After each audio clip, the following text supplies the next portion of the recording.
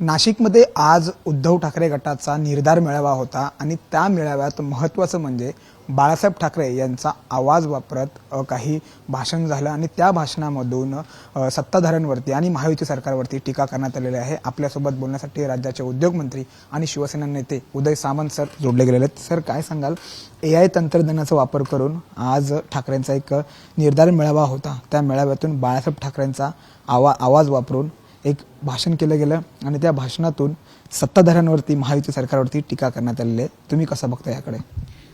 AIचा आधी अर्थ काय? आर्टिफिशियल इंटेलिजन्स म्हणजे आर्टिफिशियल क्रिएट केलेली गोष्ट। त्याच्यामध्ये एकच खरं वाक्य बाळासाहेबांचं आम्हाला सगळ्यांना अपेक्षित होतं की शिवसेनेची काँग्रेस मी होऊ देणार नाही आणि शिवसेना ज्यावेळी काँग्रेसबरोबर जाण्याचा प्रयत्न करेल त्यावेळी मी शिवसेनेचं दुकान बंद करेल। याच्यावर खुलासा खरं आज निर्धार निश्चय जो काय आहे तो पक्ष वाचवण्यासाठी झाला। ती जी काही चर्चा झाली ती अपेक्षित होती आणि अशा आवाजानं संघटना बाळासाहेबांनी वाढवली नाही, तर त्यांचा विचार आणि त्यांचं अस्तित्व असताना त्यांनी काँग्रेसबरोबर कधीच जाऊ नये हा विचार मांडलेला होता। पण दुर्दैवानं शिवसेना युबीटी आज काँग्रेसच्या बरोबर आहे, काँग्रेसच्या मांडीवर जाऊन बसलेली आहे। त्याच्यामुळे मला असं वाटतं की विचारांचा वारसा म्हणून हे भाषण लावण्याचा त्यांना अधिकारही नाही आणि अशा भाषणानं, आर्टिफिशियल भाषणानं जनतेवर काय परिणाम होईल असं जर त्यांना वाटत असेल तर तो परिणाम आणि त्याचा फायदा हा शिवसेना धनुष्यबाणाला होईल, एकनाथ शिंदे साहेबांना होईल। कारण हे फक्त आणि फक्त तुम्ही जर भाषण ऐकलं असेल तर शिंदे साहेबांवर टीका, देवेंद्रजी फडणवीसांवर टीका, नरेंद्र मोदी साहेबांवर टीका, याच्या पलीकडे त्या भाषणामध्ये काहीच नव्हतं आणि ते आर्टिफिशियल क्रिएट केलेलं होतं। स्वतः जर बाळासाहेब हयात असते तर अशा पद्धतीचं भाषण केलं नसतं, उलट एकनाथ शिंदे साहेबांचं त्यांनी कौतुक केलं असतं। आणि म्हणून मला असं वाटतं की आर्टिफिशियल बोलण्याला किंवा अशा कार्यक्रमाला महाराष्ट्रातलीच जनता ठरवेल।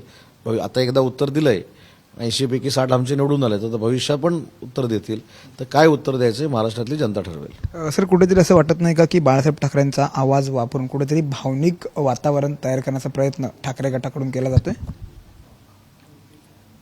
नाही, पण आता हे भावनिक निवडणुकीमध्ये पण केलं होतं, पण जनतेनं हा विचार केला की घरचे वारसदार निवडायचे की विचारांचे वारसदार निवडायचे। म्हणून मी ज्याचा उल्लेख केला की 80 पैकी 60 आम्ही निवडून आलो, त्याच्यावर विचाराचा वारसदार आहे त्या एकनाथ शिंदेना जनतेनं कौल दिला। सर, काल एक महत्त्वाची भेट झाली होती। खरं म्हणजे पाहायला गेलं तर अनेक जणांचं असं मत आहे, मराठी तरुणांचं असेल किंवा मराठी नागरिकांचं असेल, की जे मराठी लोकांसाठी रस्त्यावरती उतरतात असे दोन पक्ष जर का एकत्र आले तर नक्कीच ते आवडेल, ते म्हणजे मनसे आणि शिवसेना। काल जी भेट झाली त्या भेटीमागे नेमकं काय होतं?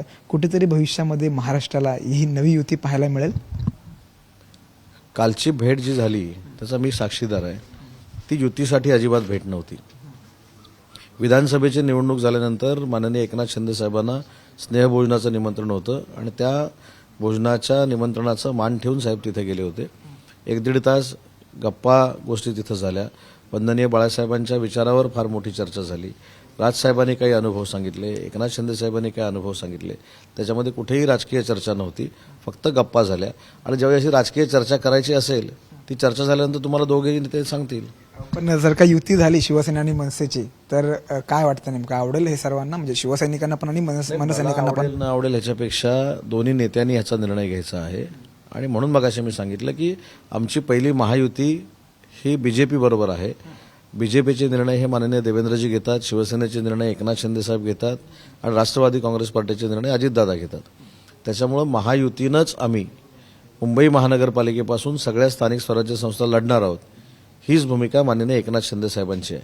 आणि त्याच्यामध्ये अजून कोण त्याच्यामध्ये आणायचं असेल ते तिघं बसून त्याच्यामध्ये निर्णय घेतील, तर मी कसं काय सांगू शकतो? एक वेगळा प्रश्न आहे, नाशिकमध्ये निर्धार मेळावा होता, त्यामध्ये आदित्य ठाकरे स्टेजवरती होते आणि तेव्हा आदित्य ठाकरे स्टेजवरती असताना तो स्टेज खचला गेलेला आहे।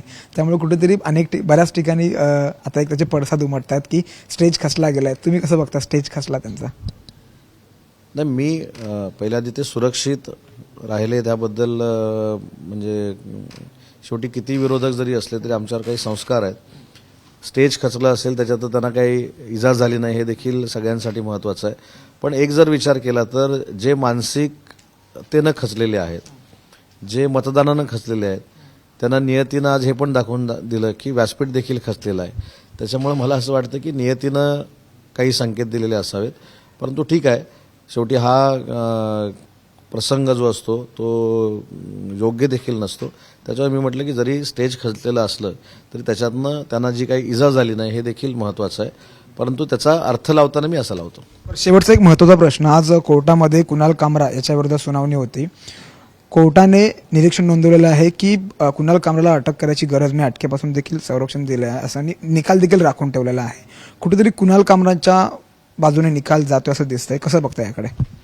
तर न्यायालयामधला निकाल कोणाच्या बाजून जातो याच्यावर बाहेर चर्चा कधीच करू नये आणि मी तर ते पथ्य पाळतो. त्याच्यावर निकाल झाल्यानंतर निकालामध्ये जे काय आहे त्याचा अभ्यास करून बोलू. खूप खूप धन्यवाद सर साम बातचीत केल्याबद्दल. कॅमेरामॅन अनूप सर, मी सूरज मसूरकर, साम टीव्ही, मुंबई. देश विदेशातील प्रत्येक घडामोडींचे लाईव्ह अपडेट मिळवण्यासाठी आता साम टीव्हीच्या सर्व सोशल मीडिया प्लॅटफॉर्मला लाईक, फॉलो आणि सबस्क्राईब करा. तसंच सर्व नोटिफिकेशनसाठी बेल आयकॉन प्रेस करायला विसरू नका.